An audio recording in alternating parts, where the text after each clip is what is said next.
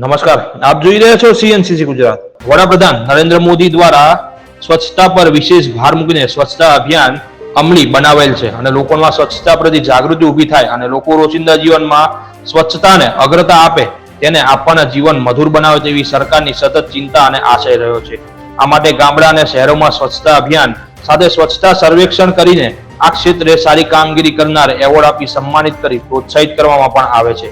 પરંતુ કાગળ ઉપર જે રીતે આંકડાઓ સ્વચ્છતાના દર્શન કરવામાં આવતા હોય છે તેવું વાસ્તવિકતામાં સાચું ચિત્ર જોવા મળતું નથી અને અનેક પ્રકારની ખામીઓ પણ જોવા મળતી રહે છે. ત્યારે સરકાર હવે ગામડાના સાચા અર્થમાં સ્વચ્છ અને સુંદર બને અને ગામમાં પ્રવેશતા જ ખરેખર ગામ સાચા અર્થમાં સ્વચ્છ જણાય તે માટે સરકારે ફરી ચિંતા કરીને નિર્મળ ગુજરાતમાં બીજા તબક્કાનું આયોજન કર્યું છે, જેમાં પાટણ જિલ્લાનો પણ સમાવેશ થયો છે. Bureau chief CNCC Gujarat, Patan.